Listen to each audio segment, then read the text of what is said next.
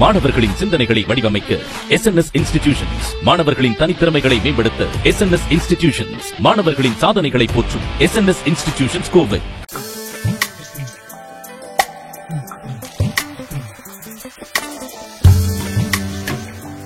வெள்ளப்பன்றி கறிக்கும் கருப்பு பண்ணி கறிக்கும் என்ன வித்தியாசம்? சில பேர் வந்து காவால மேயுது அதுல மேயுதுன்னு போயிட்டு வந்து ஃபீட் பண்ணேன். வெள்ளப்பன்னிக்கு வந்து தீவனமா என்னென்ன கொடுக்குறீங்க? நாங்க கேரட், பீன்ஸ், கோஸ் இந்த மாதிரி ஐட்டம் ஃபுட், வீட்டில் இருக்கிற ஃபுட் ஐட்டம் வந்து நாங்க சேர்ந்து ரேஷன் அரிசியா போட்டு. இந்த வெள்ளப்பன்றி கறி சாப்பிட்றதுனால உடம்புக்கு என்னென்ன நன்மைகள் வரும்னா? இன்னைக்கு பார்த்தோன்னா டாப் வெயில் இருக்குது. அந்த டாப் வெயிலுக்கு தான் மெடிசனே. நீங்க டாக்டர் கிட்ட போங்க, நாளைக்கு போங்க, எங்க பைல்ஸுங்க இந்த மாதிரி பிரெட் லீக் ஆகுதுங்க அப்படின்னு சொல்லி பாருங்க. எங்க தம்பி போர்க் சாப்பிடு, எங்கன்னா வெள்ளப்பன்றி கறி இருந்தா பாரு. இன்னைக்கு இந்த மெடிசன் சாப்பிட்டாதான் உங்க ஹீட் ஃபுல்லா 99% 90% இறங்கிடும்.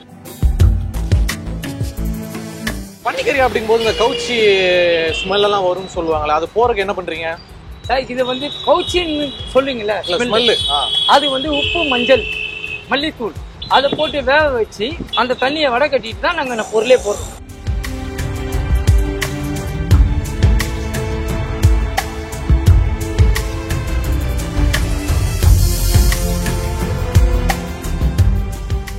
ஒயிட் போர்க் அப்படின்னு அழைக்கப்படக்கூடிய வெள்ளை பன்றி கறியை சாப்பிட்றதுனால நம்ம உடம்புக்கு என்னென்ன நன்மைகள் வரும்? கருப்பு பன்றி கறிக்கும் வெள்ளை பன்றி கறிக்கும் என்ன டிஃபரண்ட்? வெள்ளை பன்றி கறியை குறிப்பிட்ட சாதியினர் மட்டும் தான் செய்வாங்க, இவங்க மட்டும் தான் சாப்பிடுவாங்க அப்படின்னு ஒரு பேச்சு வழக்கு இருக்கு. அது மட்டும் இல்லாம வெள்ளை பன்றி கறி எந்தெந்த நாடுகளுக்கு ஏற்றுமதி பண்ணுவாங்க, இப்படி எல்லா சந்தேகத்துக்கான விடைய நந்தனம் சிக்னல்ல இருந்து டீனர் போற ரோட்டு மேல வெள்ளை பன்றி கடை வச்சு நடத்திட்டு வர தங்கராஜ் அவங்க தான் நமக்கு எல்லாத்துக்கான ஒரு விடையை கொடுக்க போறாங்க. அவங்க கிட்ட நம்ம நிறைய விஷயங்கள் கேட்க போறோம், வாங்க.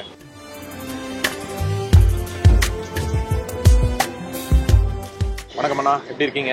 நல்லா இருக்கிறேன், சொல்லுங்க சார். அப்படி இந்த பக்கம் வரும்போது அப்படியே கம்ம கம்மன்னு அந்த பன்றிக்கறியோட வாசனை சூப்பரா வீசுது. இது வந்து நம்மளோட ஃபேவரட் சார். என்னென்ன ரெடி பண்ணி வச்சிருக்கீங்க இப்போ? இட்லி, சப்பாத்தி, இடியாப்பம், தோசை.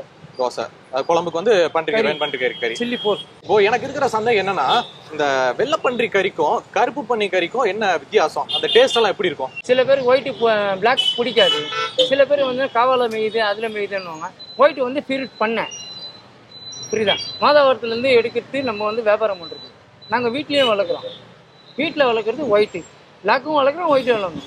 இதுதான் வந்து எங்களுக்கு சேல்ஸ். பொதுவாக மக்கள் வந்து கருப்பு பண்ணியை பொறுத்த வரைக்கும் அந்த சாக்கடைக்குள்ள போகும், மனிதர்களோட கழிவுகளை சாப்பிடும், அதனால கருப்பு பண்ணியோட கறியெல்லாம் சாப்பிடக்கூடாது அப்படின்ற மாதிரி சொல்லுவாங்க. அது எப்படி? அது எப்படின்னா வந்து சில பேர் வந்து காவாலகிற பண்ணி பார்த்துட்டு சாப்பிட மாட்டாங்க. வீட்டில் வளர்க்குற பண்ணி அவங்களுக்கு தெரியாது. இதை வந்து அவங்க கண் நேச்சலாக காவாலை பறக்கிறது தான் பார்க்குறாங்க தவிர வீட்டில் வளர்க்குறத பார்க்கல. சில பேர் காவாலை விட்டு வந்து சாப்பிடக்கூடாது, இது சாப்பிட்டா வியாதி வரும், அது வரும்னு சொல்லுவாங்க. இதை பொறுத்த வரைக்கும் இது ஒரு மெடிசன். ஆனால் காவாலை பண்ணி சாப்பிட மாட்டாங்க சில பேர். இது வந்து வீட்டில் வளர்த்து நம்ம இது பராமரியாக விட்டு சாப்பிட்டாதான் இது ஒரு முறை. இப்போ இந்த வெள்ளப்பன்றி கறின்னு சொல்றீங்களா, இந்த வெள்ளப்பன்னிக்கு வந்து தீவனமா என்னென்ன கொடுக்குறீங்க? நாங்கள் கேரட், பீன்ஸு, கோஸு இந்த மாதிரி ஐட்டம் ஃபுட், வீட்டில் இருக்கிற ஃபுட் ஐட்டம் வந்து நாங்கள் சேர்ந்து ரேஷன் அரிசியா போட்டு இது பண்ணுறோம். ஸோ ஒரு மாட்டு கொடுக்குற மாதிரி எல்லாம் கொடுப்பீங்க? வீட்டில் இருக்கிற ஃபுட்டு வந்து சேர்ந்து அந்த மாதிரி இது பண்ணுறது. Okay okay.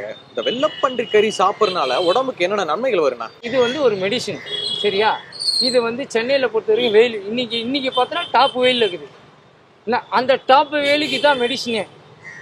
இன்னைக்கு இந்த மெடிசின் சாப்பிட்டா தான் உங்கள் ஹீட்டு ஃபுல்லாக 99% 90% இறங்கிடும். அப்படியே ஹீட் இறக்கிறோம் வெள்ளப்பன்றி. அப்படியே ஹீட்டு தான் இது. இதை பொறுத்த வரைக்கும் ஒரு மெடிசன். ஒருத்தர் வந்து ஒரு 2 நாள் சாப்பிட்டாருன்னா மறுநாள் வந்து என்கிட்ட கேட்குறாரு, ஏப்பா எனக்கு பரவாயில்ல, எனக்கு ஹீட்டு இறங்கிச்சு ஃபுல்லா. இதுதான் ஒரு ஆன்சரு. இதுக்கு வந்து நாங்கள் சைடிஸ் வந்து இடியாப்பம், இட்லி, சப்பாத்தி, தோசை இந்த 4 ஐட்டம் கொடுக்குறோம். இப்போ ஹீட்டு குறைக்கும் சொல்லிட்டீங்க, அது தவிர்த்து வேற என்னென்ன நோய்கள் இருக்கிறவங்களா அந்த வெள்ளப்பன்றி கறி சாப்பிடலாம்? இதோட ஹீட்டை பொறுத்த வரைக்கும் மூளைன்னு சொல்லுவாங்கல்ல, பாத்ரூம் போக சொல்ல வலிக்குது, இந்த மாதிரி பாத்ரூமில் வந்து கட்டியாக வருது, பிளட்டு லீக் ஆகுது, லேடிஸுக்கும் சரி ஜென்ஸுக்கும் சரி, இதை பொறுத்த வரைக்கும் இதை சாப்பிட்ட பொறுத்த வரைக்கும் ஹீட்டை ஃபுல்லாக அமைக்கிடும்.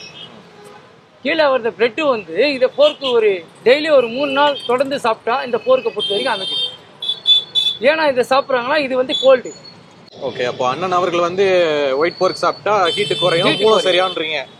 இப்போ இவ்வளவு விஷயம் ஒரு பக்கம் இருந்தாலுமே இந்த பன்றிக்கறி செய்யறவங்க பாத்தீங்கன்னா அந்த குறிப்பிட்ட சாதியில தான் செய்வாங்க, இவங்க மட்டும் தான் பன்னிக்கறி செய்யறது சாப்பிட்றது அந்த மாதிரிலாம் ஒரு சொல் வழக்குன்னு ஒன்று இருக்கு. இதை வந்து அண்ணன் அவர்கள் எப்படி பாக்குறீங்க? சார், இது வந்து எங்களோட வரலாறு. எங்க தாத்தா காலத்துல இருந்து இது எங்கள் கோயில். இது வந்து நாங்கள் தான் வந்து செய்யணும்னு, இங்கே நாங்கள் தான் செய்கிறோம்னா எல்லாருமே எங்கள் ஆளுங்க இதை தான் வியாபாரம் பண்ணுறோம். இந்த வியாபாரம் தான் எங்களுக்கு தொழில். எங்களை வேலை வெட்டி எதுவும் கிடையாது. அந்த காலத்தில் நாங்கள் பிறந்து எங்கள் தாத்தா காலத்துலேருந்து இதுதான் எங்கள் தொழில். சரியா? ஜாதி இது பார்த்தோன்னா நீங்கள் ஹீட்டை குறைக்க முடியாது இந்த இடத்துக்கு. சரியா? உங்களுக்கு வழியெல்லாம் இங்கே வந்து தான் ஆகணும். 1000 ஜாதி பார்த்தா இந்த ஹீட்டுக்கு பார்க்கணும். இப்போ சென்னை மாதிரியான பெருநகரங்கள்ல இந்த பன்றிக்கறி அப்படின்னாலே நிறைய பேர் சாப்பிட விரும்ப மாட்டாங்க. ஏன்னா சிக்கன், மட்டன், பீஃப் அப்படின்னு சொல்லிட்டு போயிட்டு இருக்காங்க. அப்போ நீங்க சென்னையில் இப்போ மெஜாரிட்டியா ஒரு மெயினான இடத்துல கடை போட்டிருக்கீங்க அப்படிங்கும்போது எப்படி இதெல்லாம் சாப்பிட்றாங்களா? சாப்பிட்றாங்க சார். எனக்கு ரெகுலர் கஸ்டமர் இருக்கிறாங்க. ஏன்னா ரோட்டில் போகிற 4 பேர் கஸ்டமர் ஹீட் ஆகணும் வந்து சாப்பிட்ருப்பாங்க. அவங்களுக்கு தேவை மெடிசின். நான் வந்து ஒரு வைத்தியம் பொருள் தான் கொடுக்குறேன். சரியா? எனக்கு வந்து 4 பேர் நல்லா இருந்தால் சரி, நம்மளுக்கு ஒரு புண்ணியம். 4 பேர் அந்த வலி மற்றவங்களுக்கு வரக்கூடாது. அந்த வலி சரியா? அந்த வலி வந்து யாருக்கு வரக்கூடாதுன்னு இந்த கடையை வச்சுக்கிறோம். நான் இது வந்து எங்கள் தாத்தா வரலாறுலேருந்து இது இந்த தொழில். நாங்கள் கடையில் வந்து சிக்கன், மட்டன், பீஃப் இதெல்லாம் வெட்டுறதை பார்த்துருக்கோம், செய்கிறத பார்த்துருக்கோம். அப்போ இந்த ஒயிட் போர்க், அதாவது வெள்ளை பன்றி கறி அப்படிங்கும்போது இதை எப்படி வெட்டுவீங்க, இதை எப்படி செய்வீங்க, இதை செய்யறதுக்கு எதனா? இது வந்து நாங்கள் செய்கிறது வந்து நாங்கள் முறையாக செய்கிறோம் சார். இதை வந்து நாங்கள் என்ன பண்ணுவோம்னா, டெய்லியும் வந்து எங்களுக்கு இவ்வளோ கேஜி போதா, ஒரு நாளைக்கு இவ்வளோ போதுனா 2 கிலோ 5 கிலோ போதா, நாங்கள் வந்து இது 4 பேர் மக்கள் சாப்பிட்றதால தனித்தனியாக பீஸாக அண்டர்கட் பீஸ் கட்டியாக வாறு கட்டியாக தனித்தனியாக வெட்டிட்டு இதை வந்து நாங்கள் தனியாக 3 வாட்டி அலசிட்டு அதுக்கடுத்து அடுப்பில் போட்டுட்டு 3 வாட்டி வேக்காடை மஞ்சள் உப்பு தண்ணி போட்டு வேக்காடை கொடுத்துட்டு அதுக்கடுத்து அந்த தண்ணி கீழே நிறுத்திட்டு, ஏன்னா ஜனங்க வந்து சாப்பிட்ணும். நம்மள நம்பி 10 பேர் வரணும். அந்த வியாபாரம் இது. ஒரு டாக்டரே வந்து எங்கிட்ட டெய்லி வாங்கிட்டு போகிறாரு. சரியா? 24 hours நைட்டில் இங்கே கடை வச்சுக்கிறேன். நைட்டில் வந்து டாக்டரே வாங்கிட்டு போகிறாரு என் கையில். அப்படியா? என்ன சொல்லுவார் டாக்டர்? டாக்டரே வந்து மெடிசன் சொல்கிறாரு, போர்க் சாப்பிடுங்க நீங்கள், இதான் மெடிசன் உங்களுக்கு. இப்போ யாருன்னா உங்ககிட்ட வந்து எதுக்கு பன்னிக்கெல்லாம் வித்துட்டு இருக்கீங்க, அவன் சிக்கன், மட்டன், பீஃப்னு மாறிட்டு போறான் அப்படின்ற மாதிரி என்ன சொல்லியிருக்காங்களா? சார் இது வந்து சாப்பிட்றவங்க சாப்பிட்டு தாங்கிறாங்க சார். இப்போ சிக்கன் சாப்பிட்றோம், சிக்கன் சாப்பிட்டு தாங்கிறோம், மட்டன் சாப்பிட்றோம், மட்டன் சாப்பிட்றோம், பீஃப் சாப்பிட்றோம், பீஃப் சாப்பிட்றோம். போர்க்கை பொறுத்த வரைக்கும் சில பேர் அவாய்ட் பண்ணுறதில்ல, சில பேர் அவாய்ட் பண்ண மாட்டாங்க. ஏன்னா போர்க் கிடைக்காது, இந்த பொருள் கிடைக்காத பொருள் இங்கே நாங்கள் போட்டுக்கிறோம். சரியா? இதை பொறுத்த வரைக்கும் போர்க் இந்த இடத்துல நந்தன டி நகரில் இருக்குதா இந்த கடை, சென்னை 35 இருக்குதா, இந்த தங்கராஜின்ற கடை இங்கே இருக்குதா நந்தனத்தில், அந்த மாதிரி இடத்துக்கு தான் இந்த கடைக்கு வர ஜனங்க.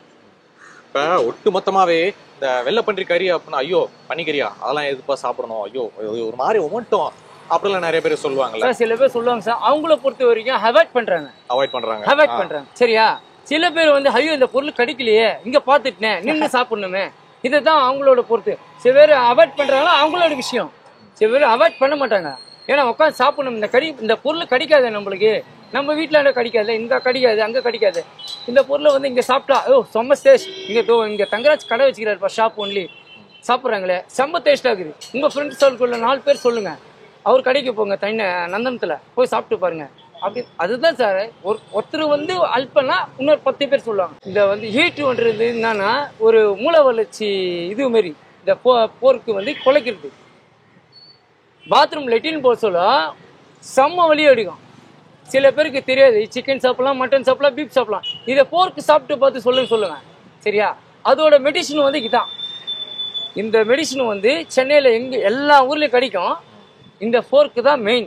இப்போ இந்த பன்னிக்கறி அப்படிங்கும்போது இந்த கவுச்சி ஸ்மெல்லாம் வரும்னு சொல்லுவாங்களே, அது போறதுக்கு என்ன பண்றீங்க சார்? இது வந்து கவுச்சின்னு சொல்லுங்களே ஸ்மெல்லு, அது வந்து உப்பு, மஞ்சள், மல்லித்தூள் அதை போட்டு வேக வச்சு அந்த தண்ணியை வடை கட்டிட்டு தான் நாங்கள் பொருளே போடுறோம். சரியா? இது வந்து ஏன் சாசுறோம்னா இதோட ஸ்மெல்லு வந்து போர்க் வாசனை வந்து அந்த நீச்சி வாசனை வந்து வராது. நீச்சி வாசனை. ஏன்னா அந்த நீச்சி வாசனை ஊற்றிட்டு 3 வேக்காடை கொடுத்துட்டு தான் இதை வேக வைக்கணுமே. இப்போ இந்த சிக்கன், மட்டன், பீஃப், ஃபிஷ் அப்படின்னு சொல்லிட்டு மாறிட்டு வர இந்த மாதிரி சென்னை மாதிரி நான் பெருநகரங்கள்ல இன்னமும் இந்த வெண்பன்றி கறி சாப்பிட்ற ஆளுங்களா இருக்காங்களா? இதுக்கான டிமாண்ட் இன்னும் இருக்கு சார்? இருக்கிறாங்க சார். சென்னை ஃபுல்லா இருக்கிறாங்க சார். இந்த மெட்ராஸ் சிட்டி அணி கண்ட்ரோல் எல்லாமே இந்த சாப்பிட்டு தான் இருக்கிறாங்க. சில பேர் வந்து இந்த கறி சாப்பிடக்கூடாது, இதை சாப்பிடக்கூடாது சொல்லுவாங்க. ஆனா சாப்பிட்டு தான் இருக்கிறாங்க. ஆனா வீட்டுக்குள்ள போனா சாப்பிடல அப்படின்னு சொல்லுவாங்க. அப்படி ஒரு மாதிரி இல்லப்பா நான் சாப்பிடலாமா சார்? இதை பொறுத்த வரைக்கும் உங்க வெளியே வீட்டுல சொல்ல முடியாது. இதோட பொறுத்த வரைக்கும் சாப்பிட்ற பொருள் எல்லாம் சாப்பிட்டு தான் சார் இருக்கிறாங்க சென்னையில. இந்த சென்னையை பொறுத்த வரைக்கும் போர்க், பீஃப் வந்து கீழே, இந்த வெள்ளை பன்றி கறி வந்து மேலே. ஏன்னா வெயில பொறுத்த வரைக்கும் போர்க். ஆனா அதெல்லாம் இருக்கட்டும். இப்ப இந்த பன்றிக்கறி வாங்கினாலே இதெல்லாம் வீட்டுல சமைக்க கூடாது அப்படின்ற மாதிரி சொல்றாங்களா, என்ன காரணம்? அது வந்து சில பேர் செட் ஆகும், சில பேர் செட் ஆகும் சார். அவங்க வந்து சும்மா சாமி நம்பிக்கை அப்படி இப்படின்னு சொல்லுவாங்க. நாங்கெல்லாம் சாமியே தான். நாங்கள் சாமி கும்பிட்றோம், எல்லாம் செய்கிறோம். எனக்கும் 3 பசங்க இருக்கிறாங்க. அதெல்லாம் பார்த்தா தொழில் பண்ண முடியாது சார். இது வந்து எங்களோட வரலாறு. நாங்கள் பிறந்ததே பண்ணி தான் வாழ்ந்தோம்.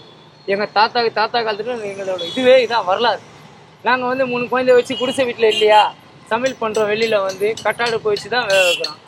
அந்த சாமி இந்த சமைக்க கூட பாத்தீங்கன்னா இங்க வியாபாரம் நடக்காது சார். என்ன சொல்லுவாங்க, பன்றிக்கறி வந்து வீட்டுல சமைச்சா தெய்வ குத்தாயிடுமா அப்படி அந்த மாதிரி? அதெல்லாம் ஒண்ணும் இல்லை சார். சார் சில பேர் நினைக்கிறாங்க சார், இதை வந்து எப்படி சொல்றதுன்னா, ஒருத்தர் வந்து ஐயோ இந்த கறி செய்யக்கூடாது நம்மளுக்கு வேணாம் அப்படின்னு சொல்லுவாங்க சார். ஏன்னா உன்னோட உடம்போட ஃபால்ட்டு ஃபுல்லா போயிடும். அந்த அளவுக்கு நல்லதுங்களா? அந்த அளவுக்கு நல்லது. மெடிசன் இது.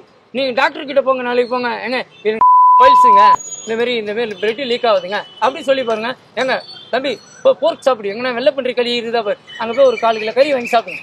சாப்பிட்டு ஒரு 3 வாரம் சாப்பிடுங்க, 3 நாள் தொடர்ந்து சாப்பிடுங்க, அந்த போர்க் அப்படியே லீட் ஆகிடும். இதுக்கு தான் சார் டாக்டரே வந்து எங்கள் கையில் வாங்கி போகிறாரு. ஓகே. சென்னையில் பொறுத்த வரைக்கும் டாக்டரே இங்கே வந்து எங்களை மெடிசனே கொடுக்குறாரு. வாங்கிட்டு போகிறேங்க, இந்த கடையை போங்க, வாங்கிட்டு போய் சாப்பிடுங்கன்றாரு சார். சார் நாங்கள் பச்சை கறியும் விற்க போடுறோம், சேர்ந்த கறியும் விற்க போடுறோம். எல்லாம் உங்கள் நன்மது. ஏன்னா உங்களோட உடம்புக்கு எனர்ஜி. ஓகேவா?